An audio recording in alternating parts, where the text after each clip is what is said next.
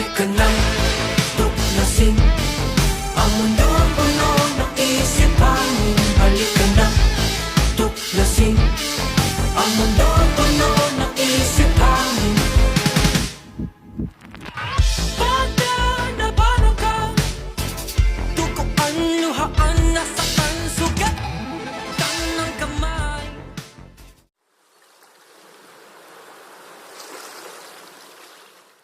Pamunos, rapido, habulin sila!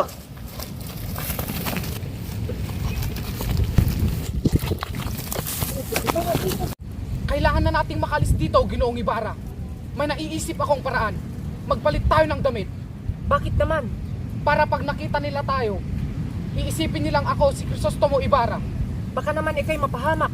Wala na tayong naiisip pang ibang paraan. Mauubusan na tayo ng oras. Habulin ang dalawang iyon!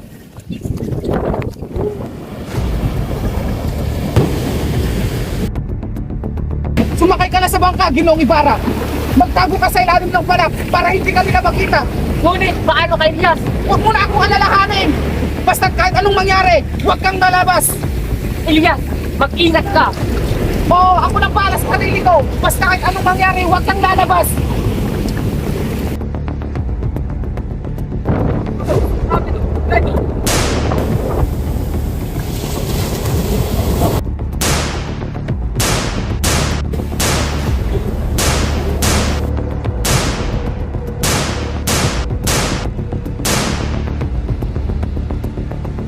Akala mo siguro hindi ka nasintado, Mr. Ibarra.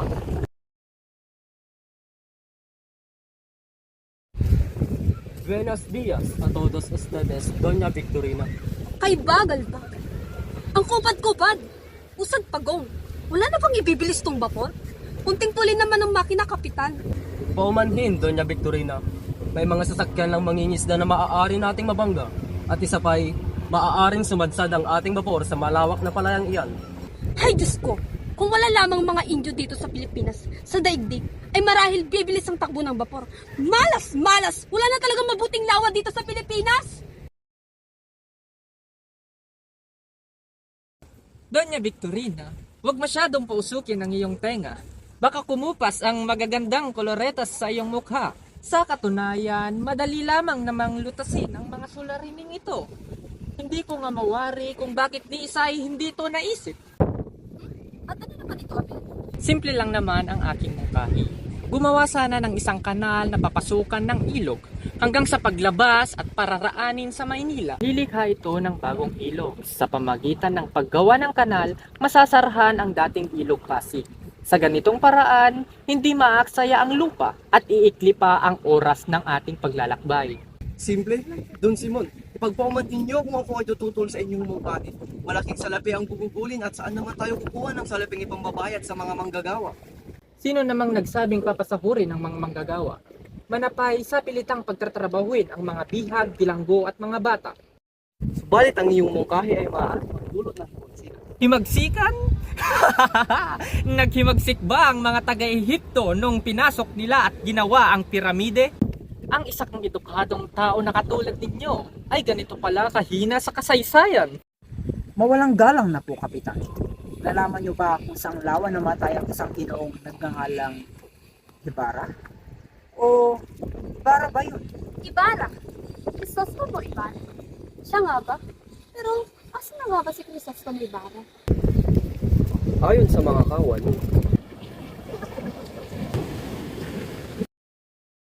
Sumakay ka na sa bangka, Ginoong Ibarra. Magtago ka sa ilalim ng parak para hindi ka nila makita. Ngunit, paano kay Elias? Huwag mo na akong alalahanin. Basta kahit anong mangyari, huwag kang lalabas. Elias, mag-ingat ka. Oo, ako nang bahala sa sarili ko. Basta kahit anong mangyari, huwag kang lalabas.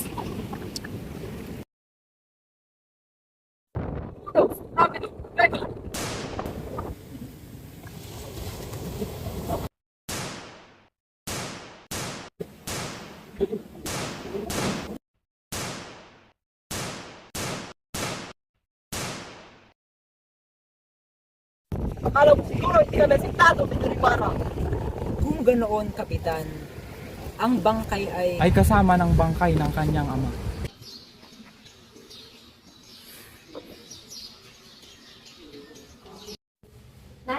makapag-aral sa Maynila katulad mo, Itay. Nais mo yatang mag-aral sa Maynila, katulad ni Basilio. Hindi, Itay.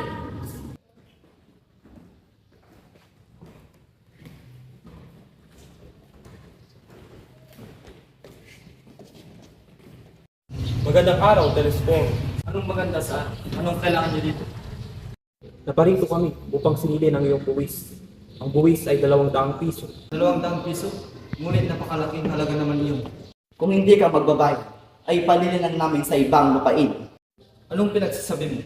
Kung hindi niyo alam, ako ang nagsikap at nag-alay ng pawis at dugo upang magtanim at mag-ani, kaya ako lamang at ang aking pamilya ang may karapatan dito.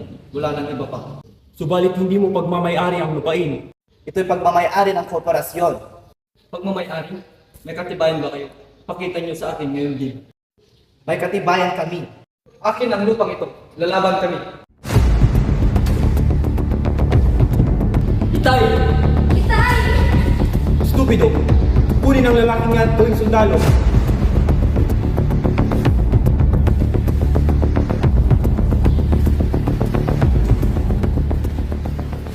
Tagal na rin nung huling punta ko rito. Naaalala ko pa rin ang mga pangyayari. Sariwa pa ang lahat sa aking isipan. Parang kailan lang ang sakit na sinapit ko.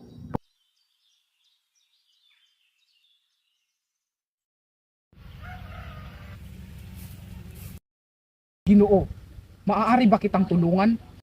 Anong ginagawa mo sa gubat na ito? 13 taon na ang nakararaan. Dito rin po tayo sa mismong bundok na ito unang nagkita. At kung di po tayo nagkakamali, kayo po ang taong nagbigay sa akin ng pakikiramay. At sino ako sa tingin mo? Isang taong pinagpalagay kong dakila. Isang taong alam ng lahat, maliban sa akin ay patay na. Isang napakalaking lihim ang iyong nalaman. Isang lihim na maaari mong ikapahamak. Hindi mo ba naiisip iyon? Maaari kitang patayin ngayon. Maaari kang mamatay sa aking kamay. Hindi mo ba naiisip iyon? Totoong naparito ako. 13 taon nang nakakaraan. Upang dakilain ang nag-iisa kong kaibigan na nilaan ang kanyang buhay upang ipagtanggol ang mga Pilipino laban sa mga mapang-aping mga Kastila. At ngayon, ako'y nagbabalik upang ipagpatuloy ang kanyang nasimulan at hindi ko labis paisip na ang lasong naiwan ang tuluyan ng lumaganap sa lipunan. At ang mga kabataan, wala nang ibang ginawa kundi sumunod, magpaalipin at hindi pakinggan. Nagkakamali ka, Simon. Kung hindi nag-aaral ang mga kabataan ng wikang Kastila, paano tayo papakinggan ng mga pamahalaan? Ang wikang ito ang magbubuklod ng mga Pilipino. Isang pagkakamali. Aanhin natin ang wikang ito. Itatago lang ng huwad na wikang ito ang ating pagkatao at karapatan. At ano? Anong mapapala mo kapag ikaw ay nakapagtapos? Makikita mo ba na malaya ang iyong bayan? Hahayaan mo na lang ba na mabulok ang labi ng iyong ina at mga kapatid sa ilalim ng lupa? At anong gagawin ko? At ngayon, nalalaman mo ang isang lihim na kung ibubunyag mo ay kakasabi ko. Nasa kamay mo ang buhay ko, Basilio. Tulungan mo akong pabagsakin ang pamahalaan.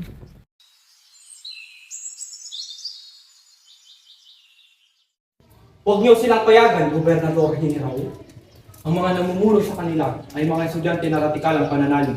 Isa na rito ang estudyante ni Padre Fernandez. Ngunit si Sagani ay isang mabuting estudyante. Sa tingin ko mas mabuti kung payagan natin sila. Ano sa palagay mo, senyor? Alalahanin niyo po, General, na ang wika ay isang pinakamakapangyarihan sa lahat. Obres, estudyante.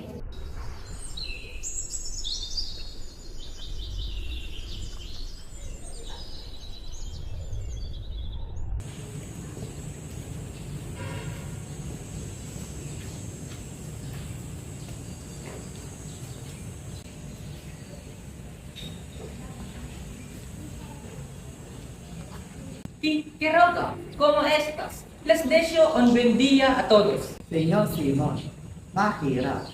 Mahirap aking negosyo. Anong mahirap? Niligtas kita sa mga opisyal na humihingi sa iyo ng pera.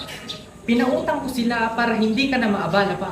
Pero Senyor Simon, marami rin ang may utang sa akin na hindi ko masingil. La estatura es la única razón del por qué los materiales se consideran superiores. Entonces, Porque España perdido algunas de sus colonias donde a las ratas no son grandes de estatura. Mahirap at mapanganib iyon, Senyor Simon. Trabajar para fortalecer nuestras prácticas de sostenibilidad y preparar materiales promocionales que enfaticen las cualidades. O siya, ikaw nang bahala dyan ha. Basta hindi ako sasabit dyan. Oo naman, Teroga. Dante, nahuli na naman ng asawa niya. Hoy! Sa akin ang lupang ito!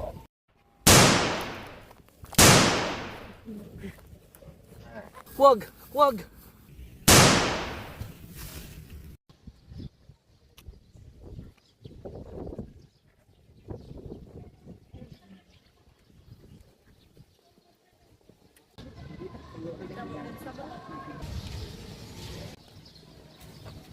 Sadyang wala na talagang bodo ang mga kabataan ngayon.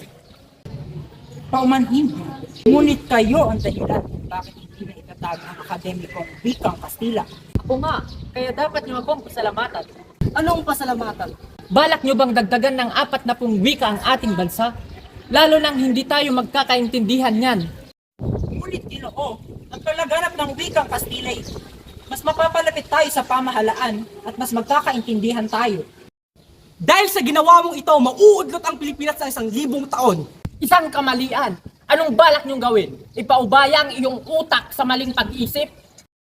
Anong ibig ninyong sabihin, Ginoo? Ang wika ay salamin ng kaluluwa. Kapag inalis yan, wala nang katarungan at ang bansa pwedeng mamatay. Kung ganyan kayo mag-isip, habang buhay kayong nakagapos sa mga kamay ng malupit na Espanya.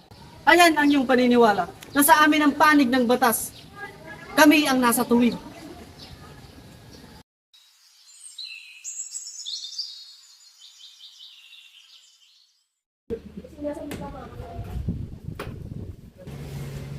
Oh, Ginoong Simon! Kumusta na si Kapitan Tiago? Mahina na ang kanyang katawan. Wala na rin ganang kumain. Tuluyan ng kumalat ang lason sa kanyang katawan. Ano bang pakay mo, Ginoong Simon? Naparito ako para sa dalawang bagay. Ang kamatayan mo o ang kinabukasan mo. Sa panig ng umaapi o sa panig ng taong bayan. Sa panig ng umaapi o sa panig ng inaapi? Iyan ang hindi ko alam. Magpasya ka, kailangan mo ng magdesisyon. Nasa karunungan ng pag-asa at hindi sa himagsikan. Nawawalan ka na ng prinsipyo at pansariling katauhan. Hindi ka na isang Pilipino, kundi busabos ng Espanya. Iyan ay walang katotohanan. Alang-ala kay Elias. Pamunuan mo ang hukbo. Lusubin mo ang Santa Clara.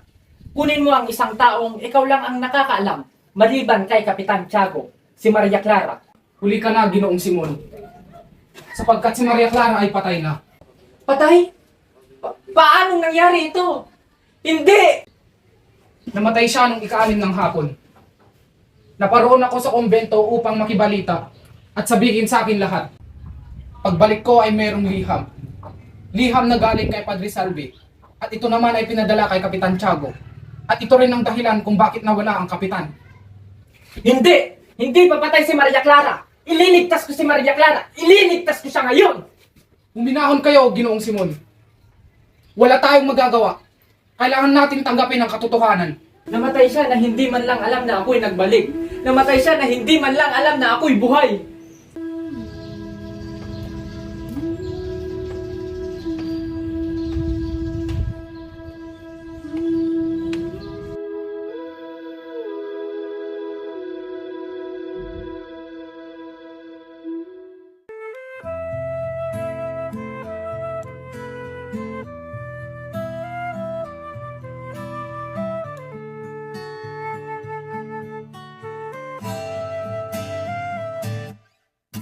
Tungalay kong arana para sa dalagang walang kasing ganda. Amoy roses ang alimuyak kung nanaisin ng tadhanang mapalin lang. Di hahayaan mawala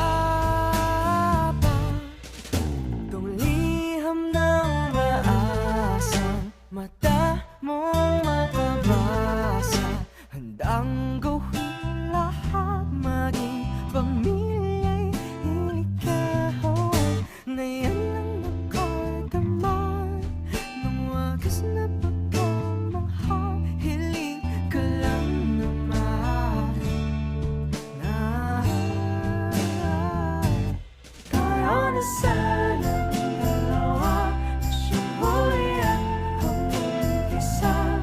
Papatunayan ang unang pag-ibig ay di mawawalan. Nakailang tula na, ba't tila di napupunan ang tangi kong hiling? Hanggang dulo ikaw ang kapiling. Kung pwede lang hanggang dating tamis ng pagsasama na sana. Ba't sa ating dalawa ako na lang ang natira?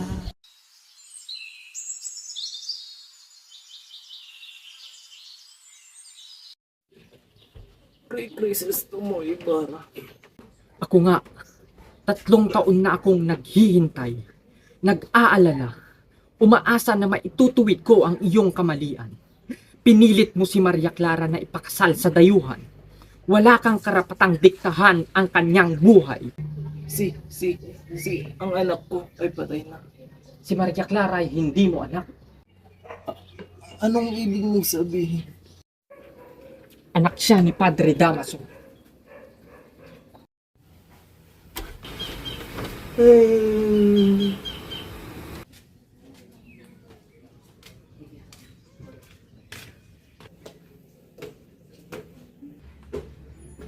Simon, Oh, Basilio, anong sadya mo rito? naging masama akong kapatid at anak. Nalimutan kong pinaslang ang aking kapatid at pinahirapan ang aking ina. Wala akong nararamdaman ngayon kundi galit.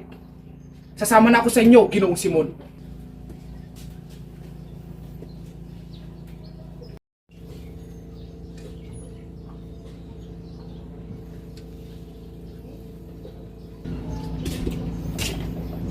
Sandali, dinamita ba yan?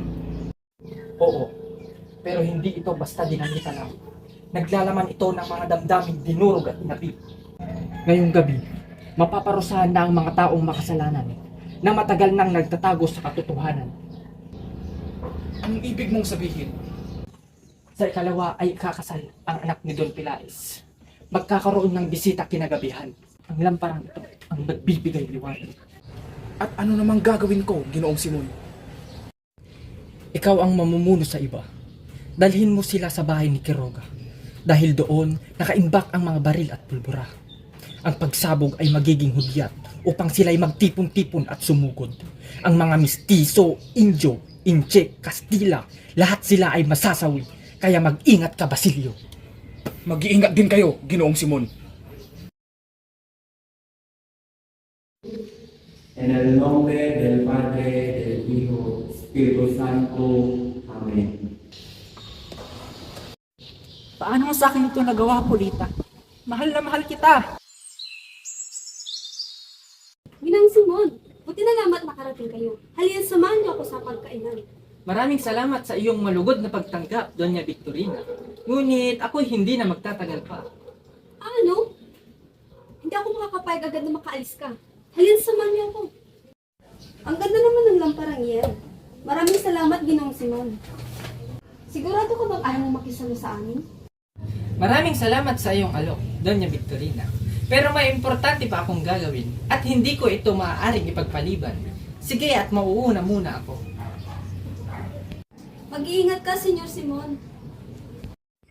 Dala nyo na ba ang regalo? Opo, Opo, dala niya. Kung gayoy, maghanda na kayo. Huwag kang mag-alala, Basilio. Tinitiyak kong magiging maayos din ang lahat. Oh, Isagani, saan ka pupunta? Pupuntahan ko si Polita. Kailangan ko siya makausap ngayon. Sandali. Huwag ka nang tumuloy.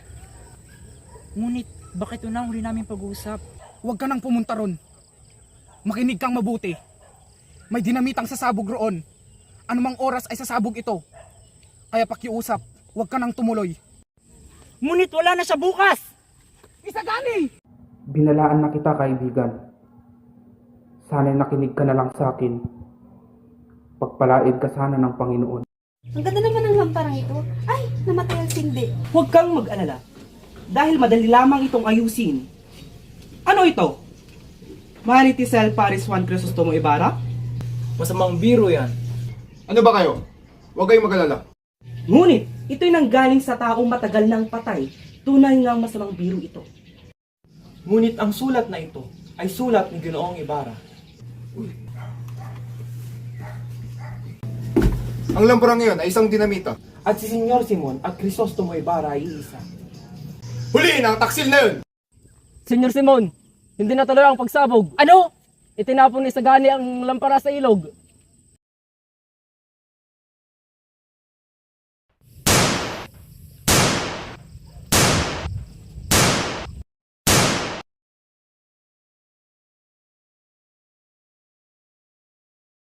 Para sa bayan!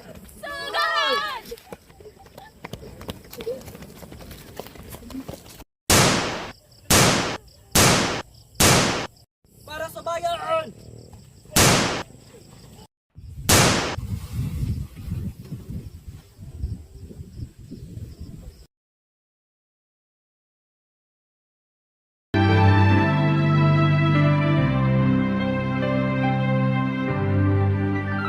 Ang bayan ko'y tanging ikaw, Pilipinas kong mahal, ang puso ko at buhay man sa iyo'y ibibigay.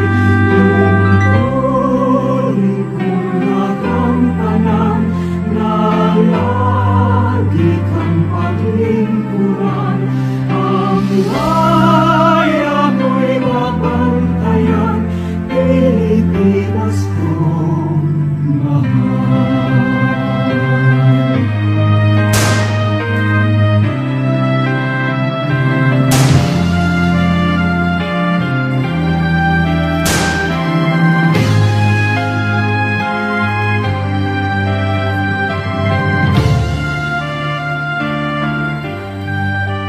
Ang bayan ko'y tanging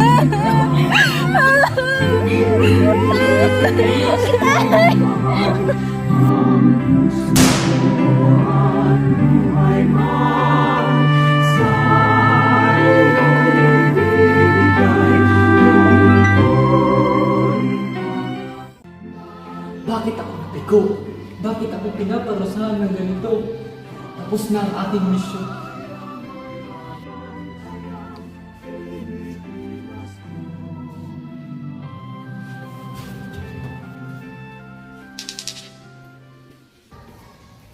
Senyor Simon, Diyos ko, sandali, ako'y tatawag ng manggagamot. Huwag ka nang mag-alala pa. Nangyari na ang nangyari. Maggagabi na. Nais ko sanang sabihin sa iyo. Handa akong makinig, Senyor Simon. Totoo pa rin po bang may Diyos na gumagabay sa atin? Oo, Senyor Simon. At ang Diyos na ito ay palaging andyan kapag hindi natin alam ang ating pupuntahan. Padre, tulungan niyo po ako. Ayaw kong mamatay ng may dinadalang samaan. Linano ko po lahat ng ito. Dahil galit na galit po ako sa mundo. Bumalik ako para maghiganti sa mga taong nag-api sa akin noon. Diyos ko, patawarin ka ng Panginoon. Anak, palagi mong tatandaan na ang buhay ay palaging hindi masaya. Kailangan mo ring makaranas ng sakit upang matuto. Tandaan mo na walang magandang maidudulot ang paghihiganti. Magdudulot lang ng bagong kasamaan. Hindi ko maintindihan. Bakit ako pinaparusahan? Maraming salamat, Padre. Yan ay isang pagsubok na kailangan mong lagpasan. Hindi ka bibigyan ng pagsubok kung alam niyang hindi mo kayang lagpasan. Naiintindihan ng Diyos na ikay ay naipit lang sa puot at galit ng iyong puso. Kaya mo nagawa ang mga bagay na iyon. Ang kayamanan ang nagiging lason sa lahat ng mga tao. Ito ang nagpapabulag at nag-uudyok na gumawa sila ng kasalanan kung may taong nangangailangan sa malinis na hangarin. Diyan ka muna sa ilalim ng tubig, kung saan hindi makakalugit ang kasamaan.